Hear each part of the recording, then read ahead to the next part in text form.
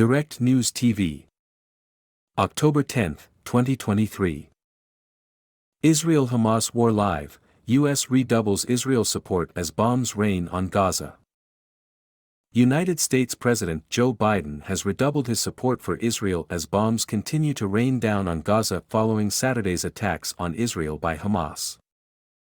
As the war enters its fifth day, 900 Palestinians have been killed in Gaza, with the Israeli death count climbing to 1,000 people. In Gaza, rescuers have struggled to reach survivors in some areas.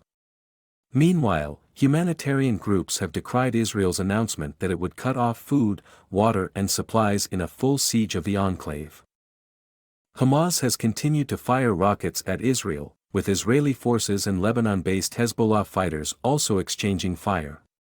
Israel's military has also said that shells launched from Syria landed in open areas within Israel on Tuesday. Saturday's surprise attack by Hamas came after Israeli settlers stormed the Al-Aqsa Mosque compound in recent days and a record number of Palestinians were killed by Israel in recent months. Journalist says 11 members of extended family killed in Gaza. Lama Al-Arian, a journalist for Vice News, has said that 11 members of her extended family, including 3 children, have been killed in an Israeli airstrike on Gaza. Al-Arian said in a post on X that the members of her mother's extended family who had been killed included a 2-month-old baby named Zain Aden.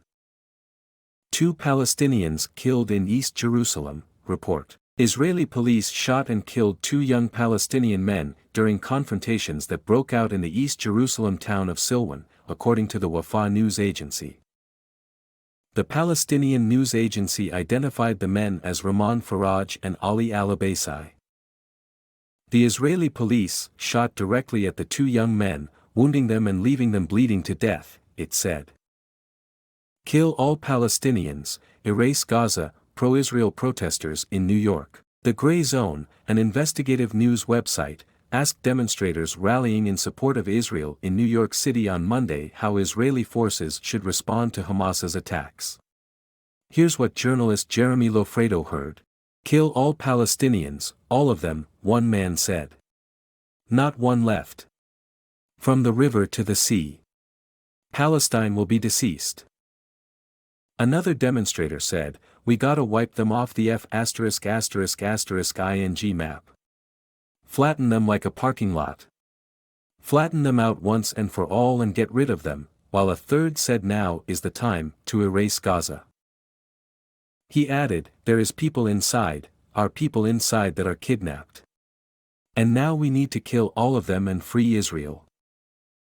Fears of war growing in Lebanon. In Lebanon, fears are growing of war with Israel as hundreds of residents near the border are already sheltering or fleeing cross-border attacks.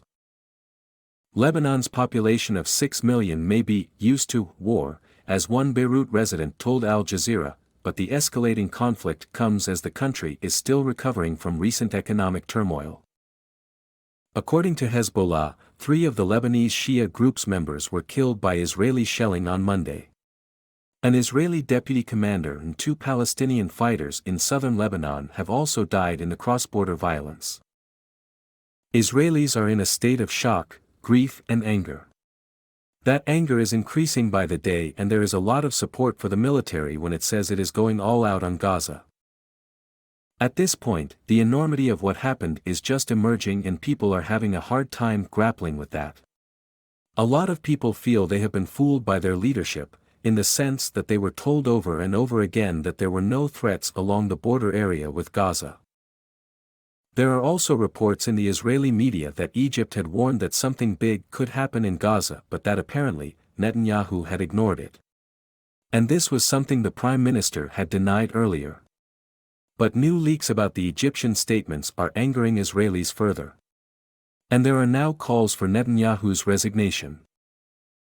I do not know how big of an issue this will become, but it adds pressure on Netanyahu to form an emergency unity government or a war cabinet as soon as possible. Because he needs to show he is leading a united government, a united country in this war against Gaza. Hamas says Biden's speech cover-up of Israeli occupation. Hamas has vehemently rejected the latest remarks from Biden, which it says cover up the Israeli government's crimes and terrorism against the Palestinian people. The Palestinian group described Biden's latest comments as inflammatory and said they came amid barbaric Israeli occupation aggression against the Gaza Strip. In the speech on Tuesday, Biden described Hamas as a terrorist organization and said it doesn't stand for the Palestinian people's right to dignity and self-determination. In response, Hamas said that Biden's speech did not point to the massacres committed by the Israeli occupation forces against the Palestinian people in cold blood and under the nose of the whole world. Hamas described Israel's policies as collective punishment against more than 2 million people in Gaza and a blatant violation of all international norms and conventions. In the statement, Hamas also called on the U.S. administration to reconsider its position and reverse its double-standard policy in favor of the Israeli occupation. Mass military mobilization continues in southern Israel. Every place that we have gone in the south, whether it be Ashdod, where we are right now, or earlier this evening in Zekim, we have seen this mobilization continuing. More members of the army and more members of the reserve forces are arriving. You can see them on the roads, on the highways heading to the south. You see more heavy military equipment being transported. And because of this mass mobilization, people here believe there is going to be a ground invasion of Gaza, pretty much any day now. Of course, the Israeli army has not announced that and we do not know if and when it will begin, but the situation is very fluid. Hamas fighters killed in gun battles in southern Israel, Army. The Israeli military has issued statements saying there have been exchanges of gunfire between its armed forces and Hamas fighters in 2 kibbutzim near Gaza. 4 Hamas fighters have been killed as a result, they say. We've also been told by the Israeli military that there was an exchange of gunfire in the industrial area of Ashkelon, in which 3 Hamas fighters were killed. So, everything is pretty much on high alert in this area. Minister says waving Palestinian flag may not be legitimate in UK. The United Kingdom's Home Secretary Sala Braverman has told police in England and Wales that waving the Palestinian flag may in some instances not be legitimate, such as when intended to glorify acts of terrorism. The right-wing minister, known for her anti-immigration rhetoric, also said on Tuesday that chants such as, "From the river to the sea, Palestine will be free," should be understood as an expression of a violent desire to see Israel erased from the world, and asked police to investigate whether its use could be a racially aggravated criminal act. Palestinians and their supporters say the chant is a message of support to Palestinians living in Israel as well as the occupied West Bank and Gaza. Braverman's letter comes in the midst of a growing attempt to crack down on pro-Palestinian speech and protests after Hamas's attack on Israel on Saturday, with protesters waving Palestinian flags in several countries being accused of anti-Semitism, an accusation Palestinian supporters have angrily rejected. Musk, well aware of fake content, EU official. Elon Musk is well aware of reports of fake content and the glorification of violence on X, an EU official has said in an exchange on the social platform.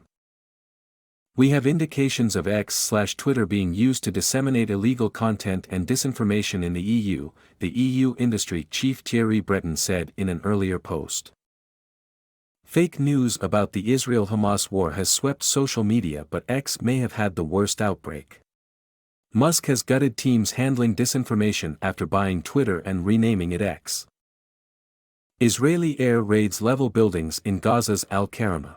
The situation in the Gaza Strip has gone from terrible to catastrophic. The Israeli attacks on the Gaza Strip are continuing, with occupation forces specifically targeting northern areas with heavy bombs and artillery. Residential buildings are being leveled to the ground.